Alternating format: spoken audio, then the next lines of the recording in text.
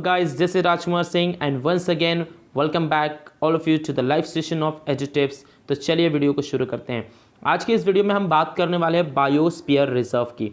जैसा कि आपने प्रीवियस वीडियो देखा था 3-4 वीडियो पहले, तो उसके अंदर हमने नेचुरल वेजिटेशंस की बात की थी, नेशनल पार्क्स की बात की थी। आज के इस वीडियो में हम बात करने वाले बायोस्फीयर रिजर्व्स की। एक्चुअली में बायोस्फीयर रिजर्व्स क्या होता है, इसके हम डेफिनेशंस के बारे में बात करेंगे, साथ ही साथ बायोस्फीयर के स्ट्रक्चर के बारे में हम बात करेंगे और उसके यू कैन से फंक्शनलिटी के बारे में हम बात करेंगे कि बायोस्फीयर रिजर्व का फंक्शन क्या होता है, स्ट्रक्चर क्या होता है, कैसे वो बना होता है। तो बिना टाइम वेस्ट किए चलिए वीडियो को शुरू करते हैं। तो सबसे पहले हम देखेंगे डेफिनेशन को। तो मैं पहले आपको डेफिनेशन रीड करके बता देता हूँ, उसके बाद उसका एक्चुअल मीनिंग आपको मैं समझाता हूँ। Biosphere reserves are designated natural sites comprising terrestrial और मरीन और कोस्टल और combined ecosystem which promote the conservation of biodiversity and minimize the conflict between the development and the nature conservation। तो actually biosphere का reserve का जो definition है वो कोई ज़्यादा कॉम्प्लिकेटेड नहीं है, सिंपल डेफिनेशन है। ये एक एरिया होता है जिसको गवर्नमेंट प्रोटेक्ट करती है। गवर्नमेंट मतलब इसके ऊपर इनिशिएटिव लेती है इस साइट को प्रोटेक्ट करने के लिए। इस साइट के अंदर जो है हम जो भी अपने मरीन इकोसिस्टम है या आपका टेरेस्ट्रियल इकोसिस्टम है। इकोसिस्टम क्या होता है, जहाँ पे लिविंग ऑर्गेनिज्म एक साथ बहुत सारे रहते हैं, एक इन्वायरमेंट टाइप का होता है। जैसे यू कैन से ट्रॉपिकल इकोसिस्टम, ह्यूमिड इकोसिस्टम, ये एक तरीके का सब बायोम की तरह होता है, ठीक है।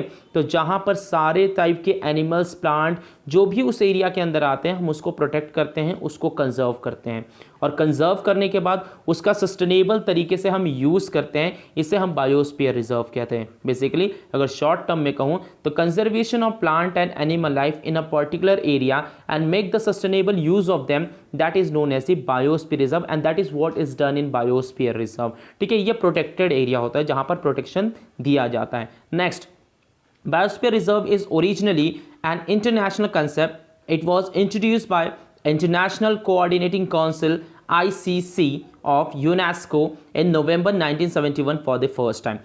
तो सबसे पहले एक्चुअली में बायोस्फीयर रिजर्व की शुरुआत कब से हुई थी? ये बायोस्फीयर रिजर्व, ये जो शब्द है ये कहाँ से ओरिजिनेट हुआ? तो इसका जो ओरिजिनेशन है हमें स्पेशली देखने को मिलता है यूनाइटेड नेशन की जो बॉडी है यूनेस्को, इसकी जो एक काउंसिल है उसका नाम है कोऑर्डिनेटिंग काउंसिल, जिसे हम कहते हैं इंटरनेशनल कोऑर्डिनेटिंग काउंसिल। इसने ये शब्द दिया था बायोस्फीयर रिजर्व इन 1971 में फर्स्ट टाइम। उसके बाद से ये वर्ड फेमस हुआ था और पूरी दुनिया ने इस बायोस्फीयर रिजर्व पे काम करना शुरू किया था। मतलब आप देख सकते हो ये काफ़ी ज़्यादा नया कंसेप्ट है, कोई ज़्यादा पुराना कंसेप्ट नहीं है, ये 50 साल पहले की कंसेप्ट है और इसके ऊपर आज पूरी दुनिया काम कर रही है। तो इंडिया में इसका स्ट्रक्चर कैसा है या ऑल ओवर दी वर्ल्ड में इसका स्ट्रक्चर कैसा है, कैसे ये काम करता है, तो आइए नेक्स्ट स्लाइड में हम देखते हैं। तो हम बात करते हैं बायोस्फीयर के स्ट्रक्चर की। देखो, किसी भी के चीज़ के बारे में आप पढ़ोगे, चाहे आप नेशनल पार्क के बारे में पढ़ो, चाहे आप वाइल्ड लाइफ सेंचुरी के बारे में स्टडी कर रहे हो या आप बायोस्फीयर रिजर्व्स के बारे में स्टडी कर रहे हो, उसका एक स्ट्रक्चर होता है, एक बनाने का ढंग होता है, कैसे वो बना है, किस तरीके से वर्किंग करता है, उसका एक तरीका होता है। तो हम कैसे वो बना हुआ है, किस तरीके से उसकी स्ट्रक्चर है, तो इसको समझते हैं। तो ये समझिए, यहाँ पर मैं एक डायग्राम आपको दिखा रहा हूँ, ये इस तरीके से देखना है ध्यान से इसको। तो ये जो मिडल वन है आपका, जो ये सेंटर एरिया आपको दिख रहा है, जो मिड वाला एरिया दिख रहा है, इसे हम कहते हैं कोर जोन। इसे हम क्या कहते हैं? Core zone. इसी तरीके से जो बाजू का एरिया मैं आपको दिखा रहा हूँ, जो इस तरीके से मैं मार्किंग करके आपको दिखा रहा हूँ, ये जो एरिया है ये आपका होता है बफर जोन। और लास्ट वाला जो एरिया होता है, जिसे आप आउटर मोस्ट एरिया भी कह सकते हो, ये आपका होता है ट्रांजिशन जोन। अब तीनों का मीनिंग क्या होता है, तीनों का यूज़ क्या होता है, तो चलिए एक एक करके समझते हैं। कोर जोन जो होता है इसके अंदर ह्यूमन एक्टिविटीज़ इंटरफेरेंस अलाउड नहीं होती है, मतलब किसी भी तरीके की कोई ह्यूमन एक्टिविटीज़ नहीं होती है। ये सिर्फ फ्रीली एनिमल के लिए और वहाँ के नेचुरल वेजिटेशंस के लिए ही होता है। एक तरीके से आप इसको वर्जिन वेजिटेशन तक कह सकते हो, लेकिन virgin vegetation I think so ये अप्रोप्रिएट वर्ड नहीं होगा, क्योंकि ह्यूमन इंटरफेरेंस कभी ना कभी तो होता ही है। यहाँ पर जो रेंजर्स होते हैं, आपके जो फॉरेस्ट रेंजर होते हैं, वो यहाँ पर काम करते हैं। तो बेसिकली आप ऐसा कह सकते हो कि ह्यूमन एक्टिविटीज़ अलाउड नहीं होती, जैसे कि फार्मिंग, टूरिज्म, माइनिंग, ये सारी जो एक्टिविटीज़ होती है वो इस एरिया के अंदर अलाउड बिल्कुल नहीं होती, मतलब रिस्ट्रिक्टेड एरिया होता है। यहाँ पर आप नहीं जा सकते हो बिना परमिशन के। ओके, नेक्स्ट जो हम एरिया के बारे में बात कर रहे हैं जिसका नाम है बफर जोन। तो बफर जोन ये एक ब्लैंकेट की तरह काम करता है कोर जोन के लिए। अब यहाँ पर कुछ लिमिटेड एक्टिविटीज़ अलाउड होती हैं, वहाँ की जो अथॉरिटी है, वहाँ के जो रिजर्व्स के जो रेंजर्स हैं वो कुछ एक्टिविटीज़ जो है यहाँ पर अलाउ करते हैं, जैसे कि आप टूरिज्म एक्टिविटीज़ हैं, फिर फिशिंग एक्टिविटीज़ है। यहाँ पर कुछ लिमिटेड एक्टिविटीज़ अलाउ होती हैं विद द हेल्प ऑफ, और you can say by taking the permission of the government और the authority which is under this control, जिसके अंडर में ये कंट्रोल है वो यहाँ पर थोड़ा सा काम करता है। लास्ट जो हम देखने वाले हैं वो है आपका ट्रांजिशन जोन। अब ट्रांजिशन जोन क्या होता है, ये जो है आउटर मोस्ट एरिया होता है और इसके अंदर हर टाइप की एक्टिविटीज़ होती हैं। अगर आप कहो तो इसको नेचर एंड ह्यूमन रिलेशन होता है, ह्यूमन एंड नेचर का रिलेशन यहाँ पर आपको देखने को मिलेगा। यहाँ पर हर टाइप की एक्टिविटीज़ बेसिकली परफॉर्म की जाती है, माइनिंग से लेके यू कैन से फिशिंग से लेके देन टूरिज्म तक हर टाइप की एक्टिविटीज़ यहाँ पर परफॉर्म होती है, लेकिन तो भी लिमिटेड एक्सटेंड में होता है, मतलब इसके लिए भी आपको गवर्नमेंट से परमिशन निकालनी पड़ती है। ओके जी, तो अगर इसको समझना है, थोड़ा ढंग से समझना है बायोस्फीयर रिजर्व को, तो एक एक्ट इंडिया ने लॉन्च किया जिसको हम कहते हैं इन्वायरमेंटल इम्पैक्ट असेसमेंट एक्ट। तो इसके बारे में 2020 अभी इसके बारे में पूरी तरीके से हम डिस्कस एक बार करेंगे। उसके अंदर मैं बताऊंगा कि किस तरीके से इस एक्ट्स के लूपहोल हैं और किस तरीके से ये जो बायोस्फीयर रिजर्व है और नेचुरल वेजिटेशन जो है अपने इंडिया के अंदर या नेशनल पार्क जो है इंडिया के अंदर, वो किस तरीके से इनको अफेक्ट करने वाला है, इसके बारे में हम डिटेल वीडियो में बात करेंगे। तो अभी आप सिर्फ इतना समझिए कि ये 3 स्ट्रक्चर होते हैं आपके बायोस्फीयर रिजर्व के। तो नेक्स्ट मूव करते हैं हम फंक्शन ऑफ बायोस्फीयर रिजर्व, किस तरीके से बायोस्फीयर रिजर्व काम करता है, उसके फंक्शंस क्या होते हैं। तो बायोस्फीयर रिजर्व का सबसे इंपॉर्टेंट फंक्शन होता है उसका कंजर्वेशन। वहाँ की जो वाइल्ड लाइफ है, वहाँ का जो यू कैन से नेचुरल वेजिटेशन है, वहाँ का जो यू कैन से सीनिक ब्यूटी है, इसको प्रोटेक्ट करना, ये सबसे इंपॉर्टेंट फंक्शन होता है आपका बायोस्फीयर रिजर्व का।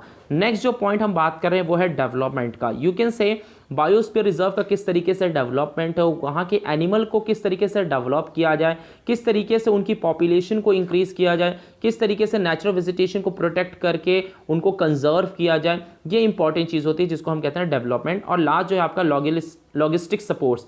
अभी लॉजिस्टिक सपोर्ट्स जो है होता है, इसमें हम क्या करते हैं कि ह्यूमन का भी इंटरफेरेंस इसके अंदर होता है, मतलब इंसानों को इससे क्या फ़ायदा होने वाला है, किस तरीके से हम इसको सस्टेनेबली यूज़ कर सकते हैं ह्यूमन बींग के लिए। देखो, हर चीज़ का एक अल्टरनेटिव होता है सस्टेनेबल डेवलपमेंट। अगर आप उसको सस्टेनेबली किसी चीज़ को यूज़ करोगे तो आपको 2 तरीके से फ़ायदे होंगे, एक आपका कंजर्वेशन भी होगा और दूसरा आप उससे प्रॉफिट भी कमा सकते हो, उससे यू कैन से आपको कुछ चीज़ें भी ऑब्टेन हो सकती है, आप खुद की रिक्वायरमेंट को भी फुलफिल कर सकते हो। ओके जी, चलिए अब डायरेक्टली आते हैं हम अपने मेन टॉपिक पर, इंडिया के अंदर कितने बायोस्फीयर रिजर्व हैं।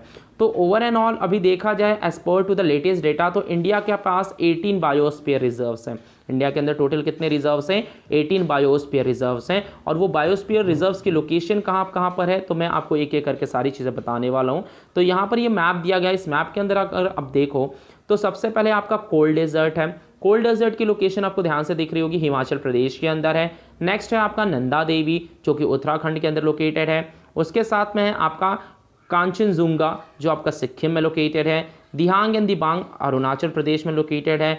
नॉकरेक जो है आपका यू कैन से ये आपके मणिपुर के साइड में लोकेटेड है। ओके, और मेघालय का भी कुछ पोर्शन ये ऑक्यूपाई करता है। उसके बाद जो है आपका दिब्रू साइकोवा या दिब्रू साइकोवा बोलो या दिब्रू शिकोवा बोलो, ये आसाम के अंदर आपका लोकेटेड है। उसके बाद आता है आपका सुंदरबन, ये वेस्ट बंगाल के अंदर लोकेटेड है। सिमलीपाल जो है ये आपका बेसिकली उड़ीसा के अंदर लोकेटेड है। देन अमरकंटक छत्तीसगढ़ और मध्य प्रदेश का कुछ पोर्शन कवर करता है, जिसको हम अंचना कमर अमरकंटक भी कहते हैं। उसके बाद है आपका पन्ना जो पूरी तरीके से मध्य प्रदेश में है। उसके बाद है पंचमारी जो पूरी तरीके से एमपी में है। कच्छ गुजरात, शेषाचलम आंध्र प्रदेश, नीलगिरी, अब नीलगिरी जो है ये 3 स्टेट को कवर करता है, कर्नाटका, तमिलनाडु और यू कैन से आपका केरला के पोर्शन को कवर करता है। कर्नाटका, तमिलनाडु एंड केरला के पोर्शन को आपका नीलगिरी कवर करता है। उसके बाद है आपका गल्फ ऑफ मन्नार। अब ये गल्फ ऑफ मन्नार जो है ये श्रीलंका और यू कैन से इंडिया के बे ऑफ बंगाल कोस्ट के किनारे है, आप ऐसा कह सकते हैं तमिलनाडु और श्रीलंका। तो बेसिकली इसका मोस्ट ऑफ द एरिया जो है तमिलनाडु के अंदर फॉल होता है। और नेक्स्ट जो है आपका अगस्त्य मलाई। अब ये अगस्त्य मलाई जो है आपका ये केरला के अंदर है।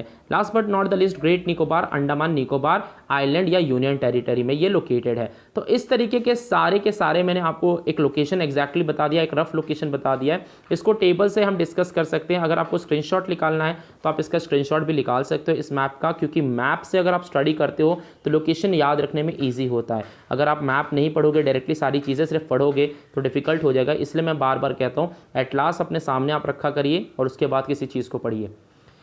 तो यहाँ पर लिस्ट मैंने बना के रखी हुई है, आप लिस्ट का स्क्रीनशॉट ले सकते हैं। लेकिन एक बार मैं फिर से एक्सप्लेन करता हूँ कि कितने कितने बायोस्फीयर रिजर्व कौन से स्टेट में हैं। तो name of the state, name of the biosphere reserve and union territory और स्टेट जिसके अंदर ये फॉल करते हैं। तो नीलगिरी बायोस्फीयर रिजर्व जैसा कि मैंने आपको बताया तमिलनाडु, कर्नाटका एंड केरला के स्टेट के अंदर लोकेटेड है। Nanda Devi Uttarakhand state, Nokrek Garo hills of Meghalaya state, yes Meghalaya, मैंने पहले बताया था मेघालय के अंदर और मणिपुर के अंदर इसका थोड़ा सा पोर्शन आता है, लेकिन मोस्ट ऑफ द जो पोर्शन है इसका मेघालय के अंदर ही पूरा सिचुएटेड है। तो नॉकरेक जो है पूरी तरीके से मेघालय के अंदर, आप ऐसा भी कह सकते हो। Okay ji, next Great Nicobar union territory of Andaman and Nicobar. Okay ji, Manas Assam, Sundarban West Bengal state, Similipal Odisha state, Dibru Saikhowa Assam, Dihang Dibang Arunachal Pradesh. ये सारी चीज़ें हमने डिस्कस कर ली है, तो सिर्फ आपको यू कैन से मैं एक रिवाइज करवा रहा हूँ। नेक्स्ट यहाँ पर नेक्स्ट लिस्ट जो है हमारी जो बचे हुए हैं वो है आपका पंचमरी मध्य प्रदेश, कंचनजुंगा सिक्किम स्टेट, अगस्त्यमलाई केरला स्टेट, अचनाकम्बर अमरकंटक। अब इसके अंदर जो है दो स्टेट फॉल होते हैं आपका, मध्य प्रदेश एंड छत्तीसगढ़। मध्य प्रदेश के आपके दिंडोरी एंड अनूपपुर डिस्ट्रिक्ट जो है मध्य प्रदेश के ये फॉल होते हैं, एंड छत्तीसगढ़ के जो है बिलासपुर डिस्ट्रिक्ट जो है छत्तीसगढ़ का वो इस एरिया के अंडर फॉल होता है, बायोस्फीयर रिजर्व के अंडर आता है। Next Kutch Gujarat state, cold desert Himachal Pradesh, Seshachalam hill Andhra Pradesh, Panna Madhya Pradesh. तो आई होप सो सारे पॉइंट आपको यहाँ पर क्लियर हो रहे होंगे, आप इसका स्क्रीनशॉट निकाल सकते हो। ये सारे कुछ जो 18 रिजर्व्स हैं हमारे इंडिया के अंदर लोकेटेड हैं। एग्जैक्ट लोकेशन मैंने आपको सभी की बता दी है, ठीक है। फिर से याद रख लीजिएगा सारे एग्जैक्ट लोकेशन आपके cold desert Himachal Pradesh, Nanda Devi Uttarakhand, Kanchenjunga Sikkim, Dihang Dibang Arunachal Pradesh, then Dibru Saikhowa Assam, Manas Assam, then Nokrek Meghalaya, Sundarban West Bengal, Similipal Odisha, Achanakmar Amarkantak Madhya Pradesh and Chhattisgarh, Panna Madhya Pradesh, Pachmarhi Madhya Pradesh, Kutch Gujarat, Seshachalam Andhra Pradesh, Nilgiri Karnataka Kerala and Tamil Nadu,